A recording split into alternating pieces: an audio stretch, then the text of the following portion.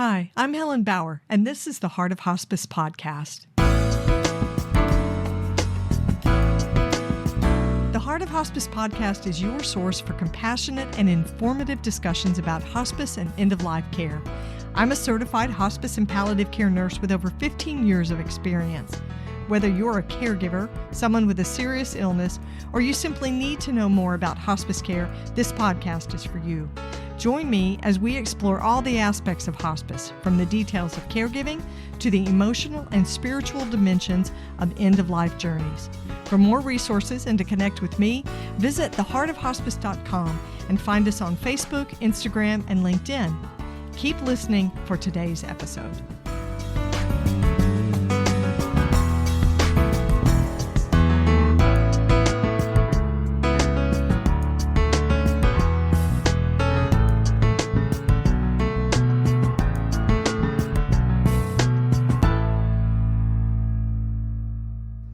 This is the Whole Care Network.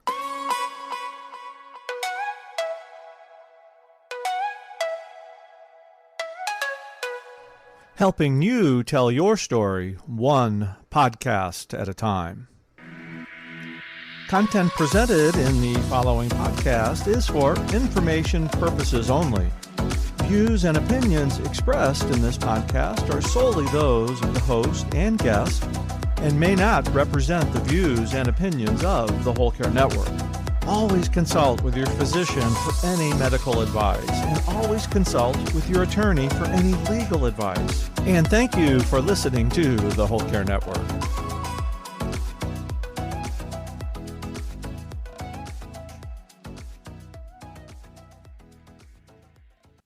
This episode of The Heart of Hospice is being sponsored by Care Boss, the latest book by Jennifer O'Brien. Care Boss is the book that reminds family caregivers that they are the CEO of their loved one's care. Jennifer has served in healthcare leadership for over 35 years and was also the personal caregiver for her parents and her husband. Care Boss is written to empower caregivers, but it's more than just a book. It's a workbook and organizational tool as well. Check it out at jenniferaobrien.com. I'm talking with documentary filmmaker Serene-Meshel Dillman about medical aid in dying today and how her parents' decisions to utilize MAID impacted her life and her family. Serene-Meshel Dillman was a New York native and a dancer with a passion for the visual arts who crafted a career in TV, commercial, and film production. Serene's documentary film, Getting to the Nutcracker, was a behind-the-scenes look at what it takes to produce the classic ballet, and it garnered 7 major festival awards, including a Grand Jury Prize, Audience Award, Best Direction, and Best Feature Documentary. Her second documentary, The Fifth Dementia, is about a Los Angeles-based band whose members live with Alzheimer's, dementia, and Parkinson's. They're able to sing and play music despite their neurodegenerative diseases. Take Me Out Feet First is Serene's first documentary series. Season 2 is currently in post-production, and you can watch Take Me Out Feet First on Prime Video. You'll also be able to read more about the series at outfeetfirst.com. Serene shares with me in our conversation the story of her mother and her dad, and how each of them utilized medical aid in dying, or MAID.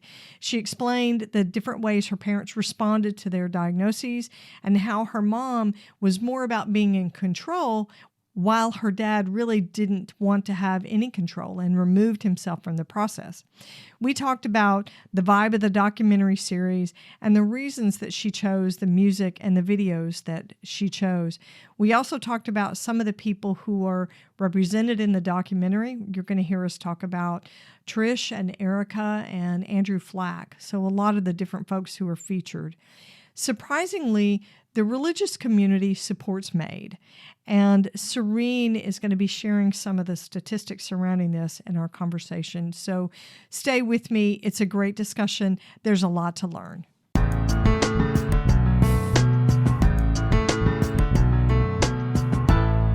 Serene, it's great to have you on the podcast. Welcome. Thank you. I have been looking forward to this conversation with you. I've been watching your documentaries, And I'm so excited to take a deep dive into all of your filmmaking. Just amazing work.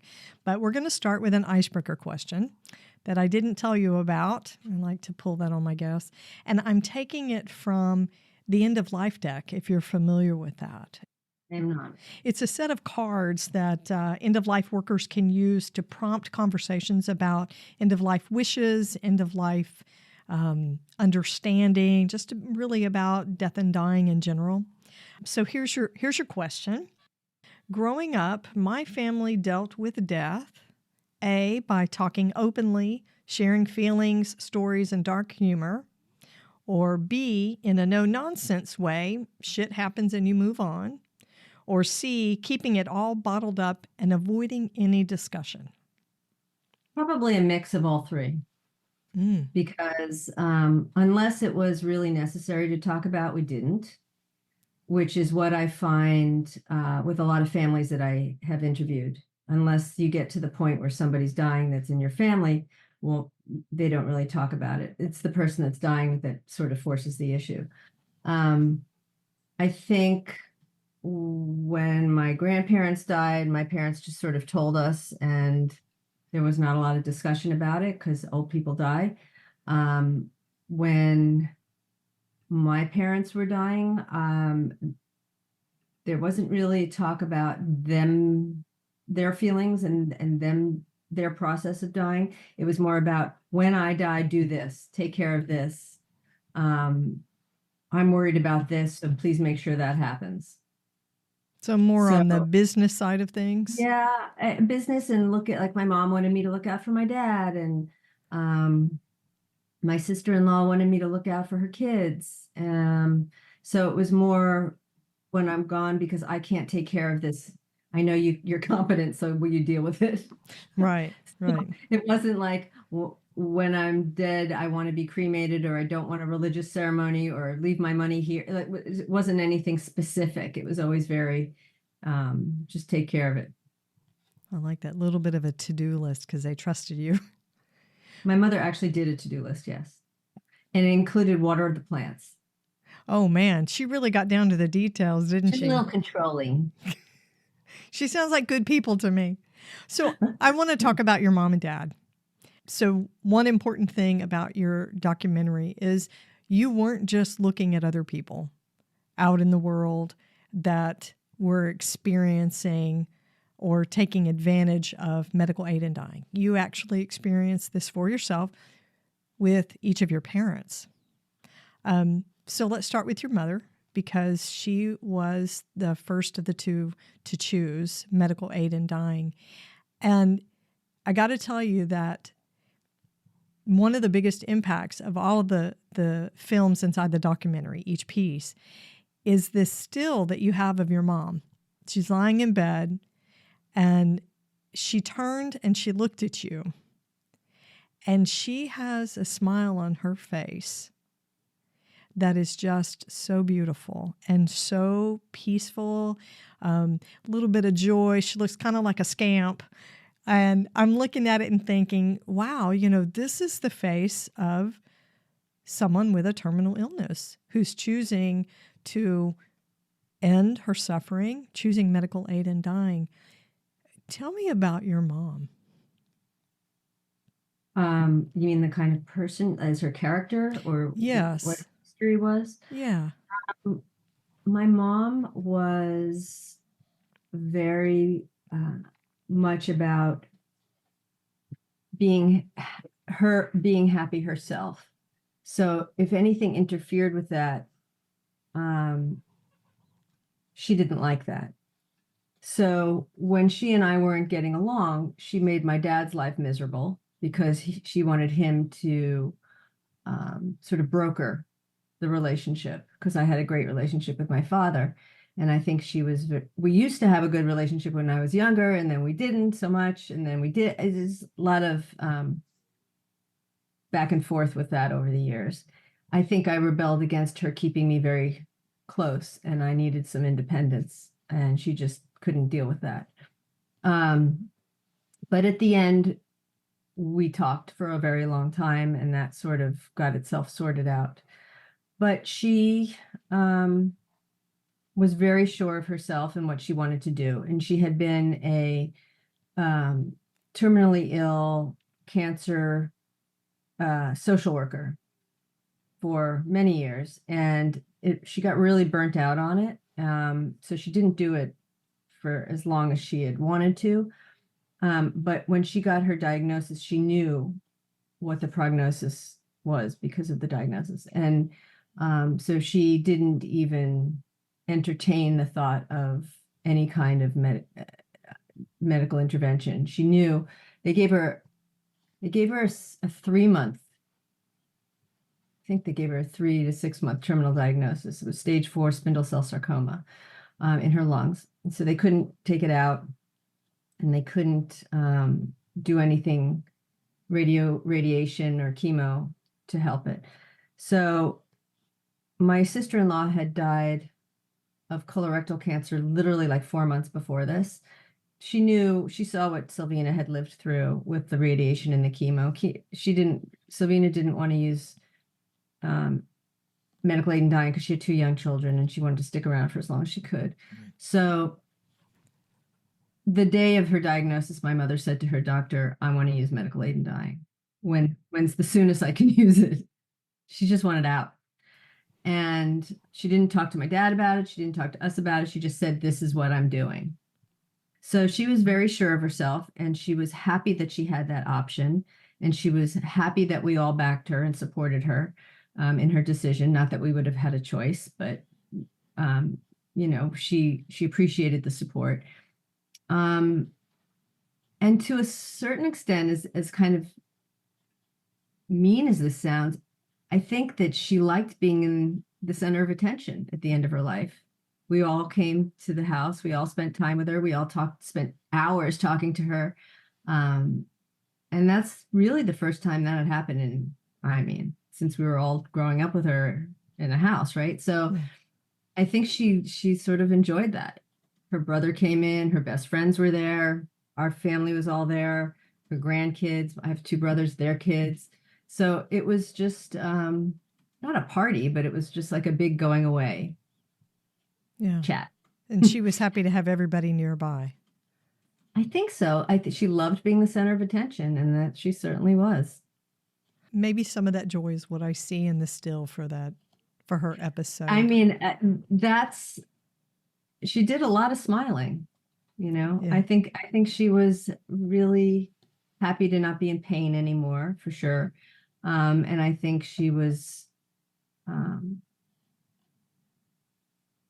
you can never really fully understand what other people's relationships are with other family members, but I think she was kind of ready to be done. Yeah. Yeah. So I want to talk about one of the scenes between your parents. Your dad was very accepting and very supportive of your mother, right? And he discloses that she did not discuss anything. She came in and she said, this is what I'm going to do. And I think you asked him, what did you say to that? And he's like, I just went with it because she was independent and single-minded, and that's what she decided, so I respected her decision. But you show a very, very intimate scene between the two of them. And I want to highlight it because it really shows the fragility and the vulnerability of someone who's terminally ill and the intimacy between a caregiver and a care recipient. Your mother was, I believe, up in the bathroom, and your dad was helping her with her personal care. And she was at the point where she couldn't manage it on her own. She could still stand, but she had to have some assistance there. The intimacy that you show between your parents as he helps her with this, it was so moving. It was so moving. How did you feel as an observer, still being their daughter, but being an observer, to be witness to this kind of fragile intimacy that your parents had at that point in her illness? Well, he was her caretaker. He wanted her to be as comfortable as possible. I think he was just sort of on autopilot, like, this is what I should do. I'm the husband. He always wanted more from her. in terms of her attention, her love, her intimacy. And I think she withheld that. But once she was sick, she couldn't withhold it anymore. So there was a kind of control dynamic there that was interesting to observe. And also my parents growing up, I think, oh, I know, but I think this plays into your question. We're both very open about nudity. They used to walk around the house naked to the point where sometimes friends would come over and they'd be like, oh, excuse me, I'll just go put some clothes on.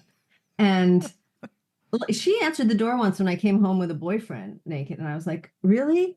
Oh, Lord. Who are you? So the fact that they were doing that in front of me was something we were all used to. It wasn't unusual, so I wasn't uncomfortable. They weren't uncomfortable. She was talking to me. I didn't include the dialogue for that scene. I put music over it. Right. But she was talking to me about what I was wearing, and she was talking to me about what I was going to do later that day. You know, it was very mundane, normal conversation while she's getting lotion put on her body because she can't do it herself anymore by my dad. So it was all very just usual. There wasn't unusual. And so I think even though that is such an intimate piece, it isn't. Yeah. And I think that the fact that she relied on him so much towards the end was nice for him because he felt needed, because he really was upset that he wasn't consulted and that she sort of did this on her own. And in fact, Sue Guess was the pharmacist for both of my parents through Kaiser, and Sue had a very different, as we all did, a very different experience with the two of them. My dad was not informed like my mom was about what was going to happen with the medicine. He didn't partake in helping with the medicine. He didn't know he kind of checked out. It was more passive in how he approached it. I think it was way too hard for him. Like he knew she was dying, and he just was like, he didn't know what to do. And even though Sue was there explaining it, he just was not paying attention. And in fact, when it was his turn 5 years later, he had a very similar reaction. He just, she was talking to him and he was like, yeah, whatever, just let's do this. Mm-hmm. Like they make their mind up, and no matter what anybody says, it's like, wah, wah, wah, wah, wah, wah, wah. You know, they don't really hear it. Yeah, Charlie Brown's teacher. Yeah. You could see this in your dad when you talked to him about your mother. When you guys were sitting outside and you were asking him some question, and he was just this, not really passive, but he was, accepting this is how it went. This is what she decided, and it's the way it went. And your dad was devastated after your mom died, wasn't he? Yeah. He had some very strange reactions for the next few years. He sent angry emails to friends that he'd been friends with for years and sort of sabotaged relationships. And it was almost like a self-fulfilling prophecy, like I'm going to be out of here. So no one will like me anymore. So who gives a fuck? Right. This is my way of disconnecting from you all. Yeah. Yeah. Yeah. And the weird thing was, I think this is a guy thing. I'm going to be totally sexist here, but I think when my parents got married, they met in college. They got married right out of college. They had me. I think my mom was 24 when she had me. I'm the oldest of three. And I don't think they got a chance to grow up. And my dad, when my mom died, started treating women like he was a 21-year-old dating again. And he would get really jealous. He had this one girlfriend for a while, like a year or so later.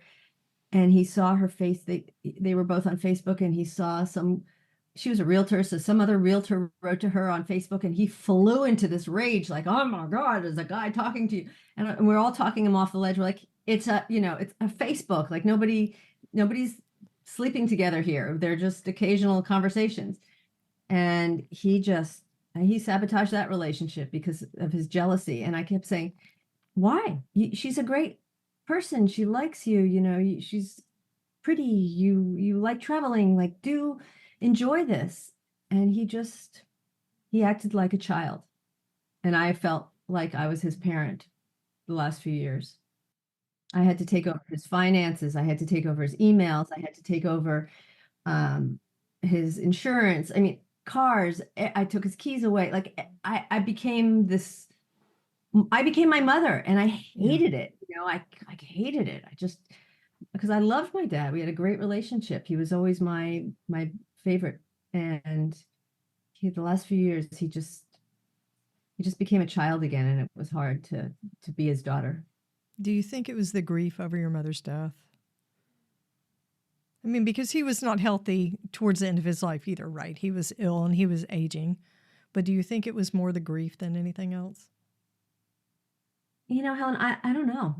I don't know. I mean, yes, of course he was grieving. They were married for 58 years, but I mean, like the other Robert says, when I interviewed they were his best friends and my mom's best friends. He's like, pull your big boy pants up and get on with life. After 3 months, 4 months, 6 months, a year, people don't want that as an excuse for you being an asshole anymore. Right. And he got rid of a lot of people. He ran a machete through. Yeah. Yeah.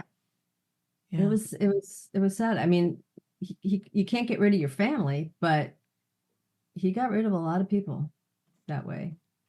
Sounds almost like he took his anger and his grief out on them. Yeah, he did. But you can only do that for so long. And you can only do that with people telling you not to do it for so long. True. At some point I gave up. So when you think about the two experiences, the medical aid in dying experience with your mother and then with your dad, how would you compare those two experiences for yourself? Were you more comfortable going through it with your dad? Because he went after your mother. Were you more comfortable with the process after that? I don't think comfortable is the right word. No, I think it was very different for both of them. I mean, I got in bed with my dad at the end. I mean, I was holding him. I closed his eyes. Yeah. I held his hand. I was rubbing his forehead. And with my mom, I didn't do that. And I didn't want to do it. So I think that it was different. I'm glad they both had the option. I'm glad they both lived in California where it was legal and they could avoid the pain and suffering that both of their illnesses would have entailed had they not had that option. So I'm very thankful for that. And I felt the same way for both of them in that regard. But I think the whole process is humane. I just did it for 2 of my dogs this year, and it felt the same. I felt like I held my dog and she closed her eyes. She was 17 years old. She was pooping and peeing on herself. And she just looked at me with those eyes, the same eyes my dad looked at me with, like, I'm done. Help me. It's an amazing thing to be witness and to be part of that, to watch it, right? Because you have in the documentary spoken with many people who utilize medical aid in dying, but it's different to be a witness to one of your parents. So it's been a few years since your parents' deaths. What emotions does the documentary evoke for you? Have you watched it? Do you go back and rewatch the footage? What kind of emotions does that draw out for you? I don't rewatch the footage. I mean, we're cutting season 2 now, so I'm working on other people and other episodes that I'm not directly involved with. My husband edited it, the season 1, and when he was working on my parents' episode, he would call me in and say, okay, you need to look at this segment that I just cut. And I'd be like, okay. And I went in and I would watch it and I would cry every time. And then I'd say, okay, I'm done. And I would leave. Yeah. And he would call, and it was hard for him too, because we've been married for 33 years. So he knew he loved my parents too. So it was hard for him, but it was much harder for me. Yeah. And I don't want to watch it again. And I don't enjoy revisiting it. I miss them and I don't mind talking about it, but yeah, I don't see the need to watch that again. Yeah, I can understand that. This conversation is so good, but we're going to take a quick break. Hang on for more great content. This episode is being sponsored by Care Boss, the latest book by Jennifer O'Brien. More than 54 million Americans are serving as unpaid caregivers for family members, friends, or neighbors with serious illnesses. Very few have received the training, guidance, or emotional support they need to succeed in this role. Care Boss, the newest book by healthcare leader Jennifer O'Brien, fills this need by identifying and empowering the family caregiver as the leadership position it is. Jennifer shares her motivation for writing Care Boss. I wrote Care Boss because I have been a serial family caregiver and I have been a serial CEO in healthcare. And it occurred to me that the family caregiver position is indeed a leadership position. I would go so far as to say it is a leadership position of greater importance than the CEO of a Fortune 500 company because this is your person. Jennifer writes with compassion and hard-earned wisdom. Readers will appreciate the empowerment and camaraderie they find in the pages of Care Boss. Care Boss is more than just a book. It's a workbook and organizer that enables family caregivers to lead their loved ones' care sensitively and effectively. You can find Care Boss at your local indie bookstore or on Amazon and at jenniferaobrien.com. I want to pause for a second. So we've been talking about your parents, and we're going to move on to the other episodes in the series. Okay. But I want to talk about the intro music. Claude did. Because I was really struck by the music. It's very ethereal. It's a graceful piece of music. But the visual that you have in the film shows a person in a lab coat measuring, preparing medications, pushing the powders and the pills and things like that. Why those choices that seem to be at odds with each other? They really have two different vibes. And I was kind of struck by that in the opening of each of the episodes. It's very clinical. There's a very specific concoction of the medicine. It's actually different in a lot of states, from state to state. But when my mom took it was different from when my dad took it. They constantly change it. So the protocol for when my dad took it was that it gets put together at a pharmacy and you're delivered this little bottle. And I had Sue Guest, the pharmacist, explain it on camera. This is how much, this will kill an elephant. You have to drink it in 2 minutes. And that part of it doesn't change. It's a very clinical series of steps that you follow. And when people ask me, like, what happens? Like, what do? Does the medicine get delivered? Do you go pick it up? Do you have to drive somewhere to get it? Do you store it? Do you keep it? Like, there's so many different questions involved with just the medication. And so that was an explanation of what the medication is, how it's prepared, and how it's delivered. And I think that we also took a page from, there's a series, I think it was called Water World with Kevin Costner. Mm-hmm. Where they followed a dolly shot, followed along the lines with horses, and kind of, it was very streamlined and very quiet. And I just loved that. I just liked the style, stylistically, I liked how that looked. And so I was trying to do something similar to that. And of course, Claude Debussy's Claire de Lune is an iconic piece that is in the public domain, so I don't have to pay for it. Yeah, it's free, but it's classic. It's just a very different vibe when you think about the the science vibe that comes off of the visuals on the intro. But I think it's really indicative of what you tried to blend throughout all of the episodes of the documentary, because you're talking to people, but you're talking about the legislation and the laws, or the lack of legislation in certain cases. Is it Dana, the trombone player who lived in Dana, who lived in Minnesota? And, I watched her episode and I'm like, oh man, she's young. She's 26. She's undergoing all this treatment. And they talk about the lack of legislation there. And I'm thinking, okay, she's getting ready to move, or something's getting ready to be put into law so that she can utilize medical aid in dying. And I was surprised. That is not what happened. She chose to stay where she was with her parents and to die naturally, because no laws ever got put on the books. Mm. Why did you include that one? Why did you include her in it? Because she never utilized MAID. She was fierce. She was a huge proponent in Minnesota for medical aid in dying. I mean, because of her, it might actually pass next year. I was just on a panel for Compassionate Choices in Minnesota a couple months ago.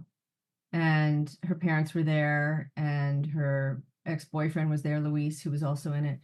And all the doctors from the Children's Hospital where she got her treatment were all there. And it's a big movement in Minnesota now, and she was a big part of it, just like Brittany was in California when she had to go to Oregon.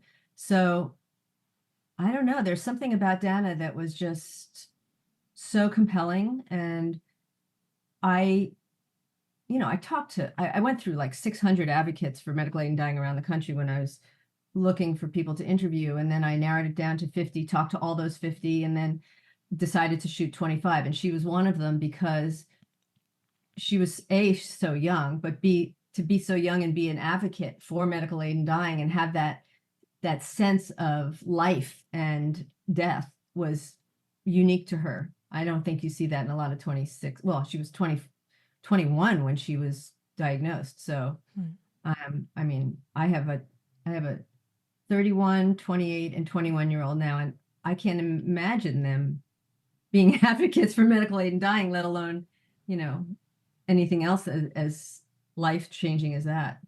But her diagnosis and its progression just blew up her life.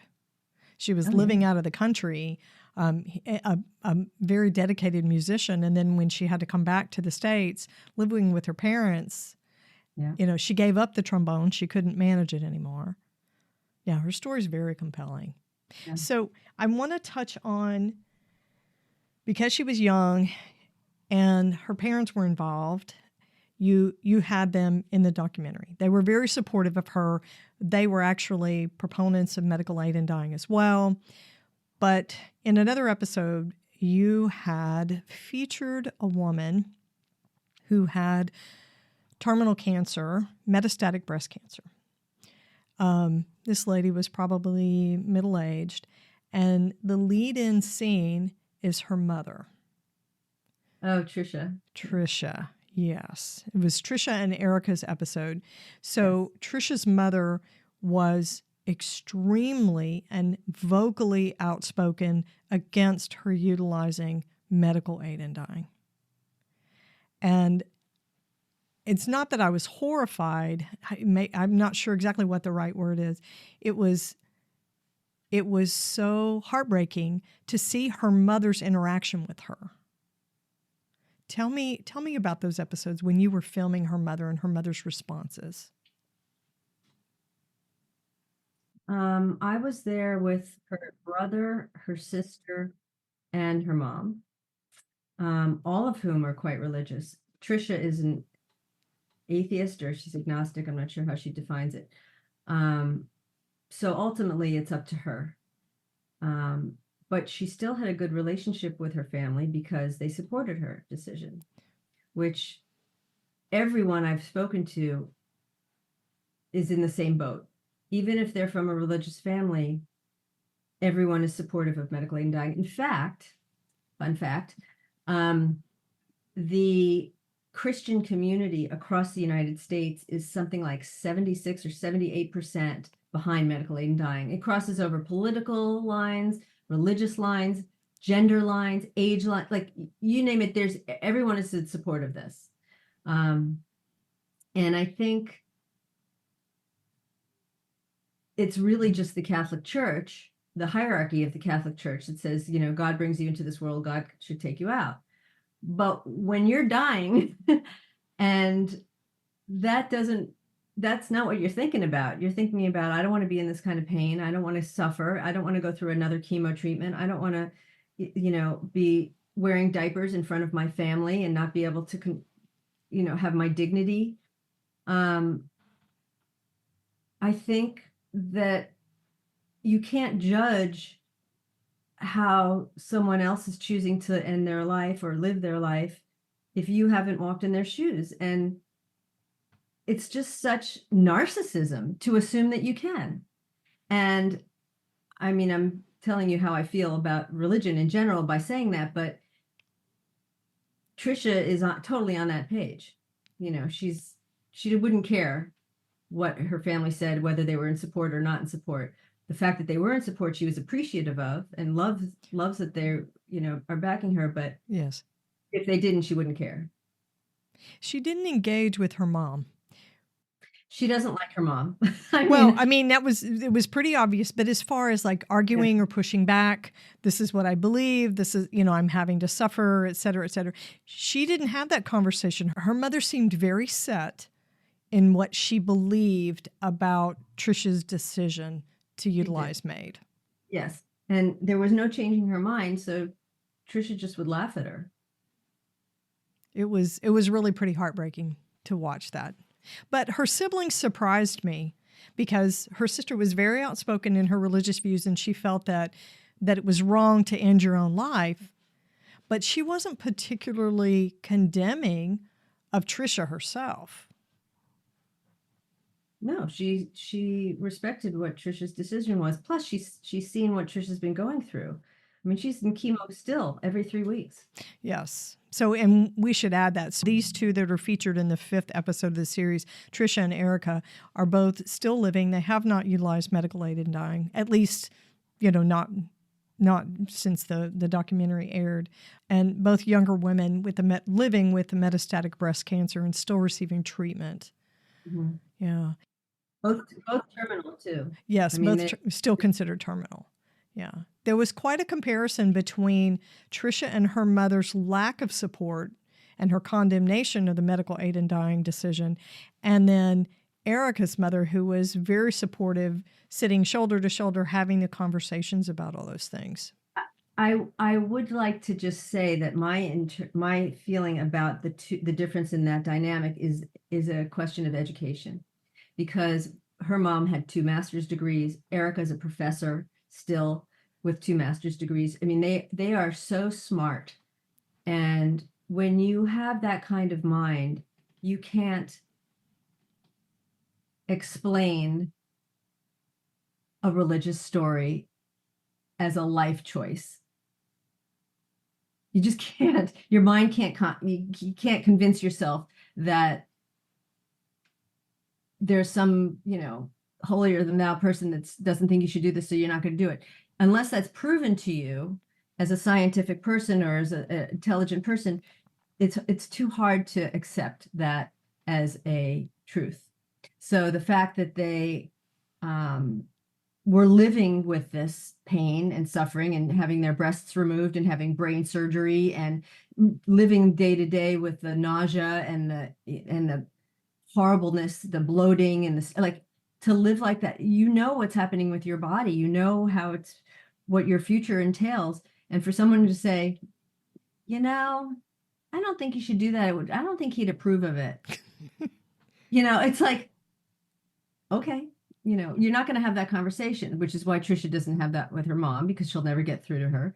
And it's why Erica can have that with her mom, and they are very close. And she's already had the conversation with her mom. She's already made plans for her son to go live with her brother when she passes. She's made plans for her mom to help out. She's made financial plans. She's still teaching I mean, she's a vital woman living her life day to day in and having the conversation. So, I mean, both of them, I think, and Trisha too is really smart girl. Also with a master's, she lived in Washington and was a lobbyist for many years after serving in the military. She got out.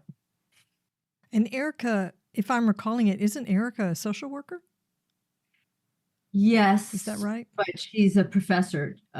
She teaches. She teaches it through. Yes. She was in New Mexico, but then when her cancer became too much, she moved back home to Arkansas. So she teaches virtually now. Yeah. Interesting women. So Andrew Flack, he's such a character. Mm-hmm. So Andrew is episode 2, terminal cancer, and he actually made some life work out of his experience, as do many people with a life-threatening illness, right? But he had a podcast. He had a blog. Yeah, he was very social. He had a great group of friends in the hockey community where he lived. Tell me about meeting him and working with him. He was pretty cool. He was great. I'm still friends with his roommates. I mean, I invited them up to the photography show I had last night. They're really, it's a tight-knit group of guys. They're really good friends. Andrew, I met again through Compassionate Choices. He interviewed me while we were shooting for his podcast, but he got sick while we were talking and didn't like that. But then after he passed away, Hasban, his roommate, and I, Hasban asked if he could put it out there now that Andrew, because I'm like, well, maybe his listeners should know that he got sick in the middle of the podcast. Like, that's so interesting that while he was doing it. And so I think he kept that in where they said, okay, we're back. I just got a little sick, but I kind of had to chase him a little bit. He even though he was sharing his journey with cancer and medical aid and dying on his podcast, to actually be on camera, he was a little more reticent. But I'm a pushy New Yorker, so I made it happen. And I think once he did it, he was very happy. And we played like a week before he passed away. We went down there and showed him a partial cut, and he was just blown away. So I think ultimately he was happy that he did it. But he never complained. He didn't want people to see him up ill or incapacitated in any way. So I think that's what played into that, the reason behind that. Yeah. But ultimately, it's what took his life. So he was okay with it. He found a way to counter every piece of nitty-gritty information about his illness or treatment with a joke. He was able to counterweight it. You could tell he was more comfortable sitting in a space where he held things lighter. You could just tell from the conversation. Highlighting the hockey reunion. They did that for us. Yeah. Yeah, that was really cool. And his roommates were really some interesting guys. So here, just a couple of guys, they all need a place to live where they can afford it. And they ended up being his caregiver unexpectedly, right? And they shared how that affected their lives. It seemed like it was a pretty big impact. One of the first questions I asked them was, like, as a mom, if my son became ill with terminal cancer, I mean, wherever I would be, I would up and move there and take care of him. But Andrew didn't want that. So when one of the first questions I said to them was, are you okay with this? Like, why aren't his parents here? Why they're in Illinois? Like, what's going on? And they said, this is what Andrew wanted. He did not want his parents to come take care of him. And he wanted to live his life, and he wanted to try and take care of himself as best he could. And that was his choice. So once I was told that, I was like, oh, okay. I wasn't thinking I'm going to go pinch this mother's head off for not taking care of her kid. You know, it's Right. like, and so I ended up meeting Susie, and she's a huge advocate for medical aid and dying in Illinois now. And she's a lovely woman, and his sisters I talked to, and father. I mean, it was a very close-knit family, and they all really supported him and did what he wanted them to do. Yeah. They came to visit when he wanted them to visit. They spent the last, I want to say, like 3 or 4 weeks all living together in this house, you know, and taking care of him. And so, you know, that's all, it was all Andrew's doing, for sure. Yeah, he did it with his own style, and you could tell that's his thing, right? That's the energy that he brings to his episode is he just wanted to live his life his own way. Right. Very evident. Right. So we're getting close to the end of our time together, but I want to talk about Brittany Maynard. Okay. You spoke with Dan, Yes. her husband. Great interview, by the way. To listen to a younger person talk about what it was like, the hurdles that she had to jump, the move that they had to make, because they never would have moved if she didn't need to utilize medical aid in dying. Right. And he talked about the freedom that she experienced after she got the meds, after the decision was made, but she had not actually utilized them. How that freedom sort of released her from a lot of anxiety and worry about the whole thing. We know that a lot of people get the meds and they don't use them. They pass away naturally. They decide not to use it. There's a comfort level that comes with just getting the meds. Did you see that in anybody that you've spoken with? And Well, Andrew had the meds for almost a full year. before I mean, he he used them? he had to get a second, I think they expire after a certain amount of time, so he had to Right. get a second one. But yeah, the statistic from Compassionate Choices is that 30% of the people that get the meds for medical aid and dying do not use it because there's enough comfort in knowing they have an out if they ended up needing it quickly. Right. It's like a security blanket, security Yeah, net. and it's huge. And some people even live longer than expected because they have that, right? Even without treatment. So one of the women coming up in season 2, who is a huge advocate here in California, lived for 12 years afterwards. I mean, she's a unique, but I think that Brittany paved the way for sure for this whole movement, and it's slowly making its way across the United States. I think they're going to put it into 19 different legislative agendas in 2025, which would be great. And, you know, it passed in the UK 2 weeks ago after they've been trying for, I think, since 1967. I mean, it's been huge there. Yeah. So my hope is that, and the series has been airing in the UK. So and I did an interview there last year about it. And I think the more people talk about it and it becomes normalized in conversation and people understand that they can be with someone still in a very positive and present way at the end of their lives without them being drugged in a bed with tubes in pain for 3 more weeks using the same medication they would use to, you know, take medical aid and die. Even in California, people don't even know about it. It's been legal since 2015. So yeah, I think the more we have this conversation, the more it's on a podcast, the more it's on TV, the more it's included in sitcoms, which it was in Frankie and Grace or something. I was just thinking about that. It's on Grey's Anatomy, and I'm like I've had a couple of people, you know, have me talk to the writers of shows to give them the specifics of how to write it in, and it's like, you know, keep it going. Yeah. So when we get older, hopefully it won't be as stigmatizing and hard of a conversation. It's like gay marriage, or, you know, who cares now, right? It used to be such a big deal.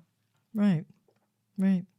So what surprised you, if there was anything that surprised you during the making of the documentary? Was there anything that caught you off guard about how you felt about it? Anything that you didn't know? Well, I mean, I got some pushback from people. I did some preliminary showings and they wanted me to present the other side. And I was adamant that I was not going to present the other side because I don't think there's another side. I really don't. There's no argument against this. People are autonomous. They do what they want. The rules of medical aid in dying are you have to have a 6-month terminal diagnosis. You have to have 2 doctors sign off on it. You have to be able to do it yourself. But there's enough guardrails. There's 0 chance of it being abused. Right. There's no evidence anywhere that it's a slippery slope. It can't be. You can't convince your mother to do it because if she has any sort of dementia, she can't do it. Exactly. Right? And you can't do it if you have a neurodegenerative disease. So I think the thing that changed was that I'm such a huge supporter of it now. I'm such a vehement supporter of it because I've seen what the comfort and the painless exit my parents had, and the other people that used it had. They chose to do it when they were ready to save their dignity, to exit a life without pain and suffering, and to advocate for it for others that followed. I mean, how can you fucking argue with that? It's like that is what has changed for me, is that I am intolerant of anybody talking about it in a bad way. Yeah. You just have a deeper conviction. Yeah. Yes, I guess. Yeah. I mean, so how can my listeners watch the movies? Well, right now, season 1 is airing on Amazon Prime. Amazon may or may not have season 2. I haven't decided yet. But we'll probably have 6 to 8 episodes for season 2. And you can go to the website, it's outfeedfirst.com. The series is called Take Me Out Feed First, but the website is outfeedfirst.com, and everything's updated there with links to where you can watch it. And there's also, if you don't have Amazon Prime, there's a link to Vimeo, which is worldwide. So you can download the whole series. It's pretty easy. It's amazing. It's amazing work. It's impactful. It's important. I wanted to add one more thing because I know you deal in the hospice world. Sure.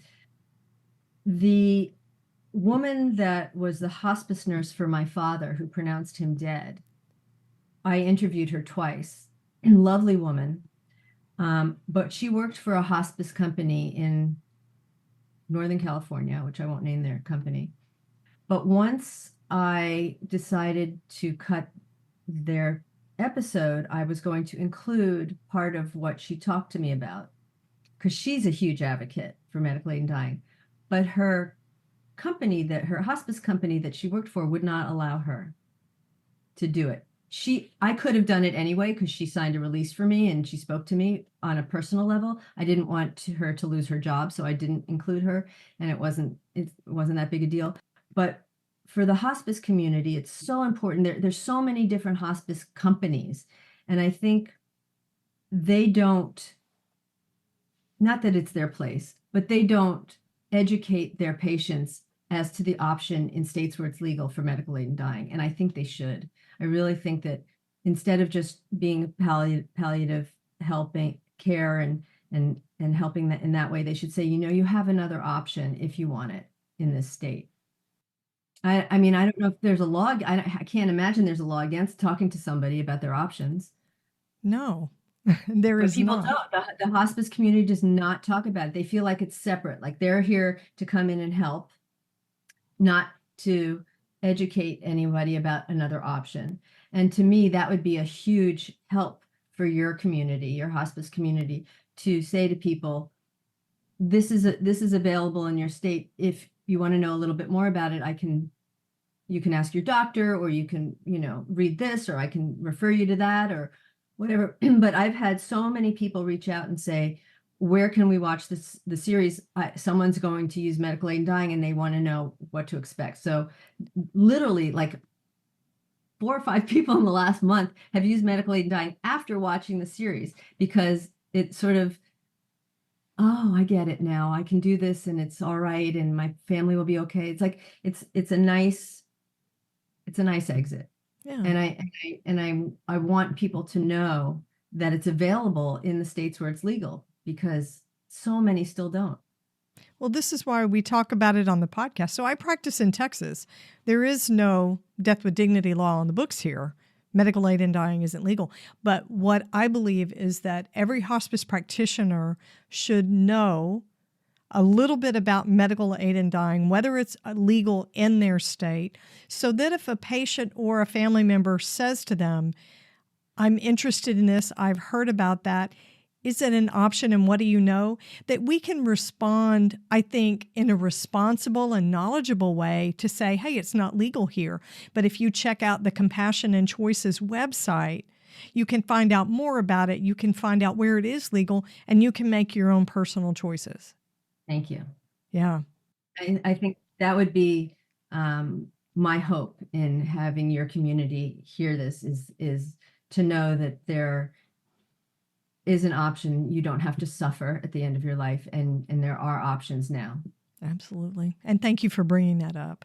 This was such a lovely conversation, Serene. I'm so glad to have you on the show. Oh, thank you, Helen. It was fun. Thanks for listening to the Heart of Hospice podcast. Check out our sponsor in the show notes, and please leave a rating and review on Apple Podcasts. We would appreciate it if you would share this episode with your friends and family and anyone who needs to know more about hospice. Connect with us on Facebook, Instagram, and LinkedIn. And remember, no matter who you are or where you are in your hospice journey, you are the heart of hospice.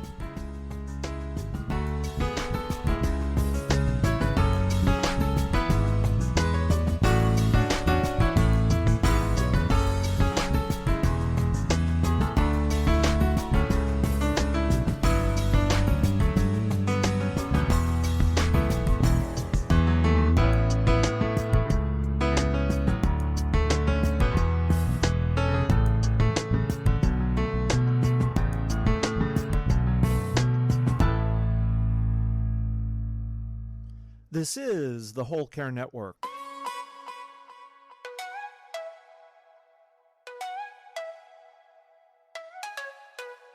Helping you tell your story one podcast at a time.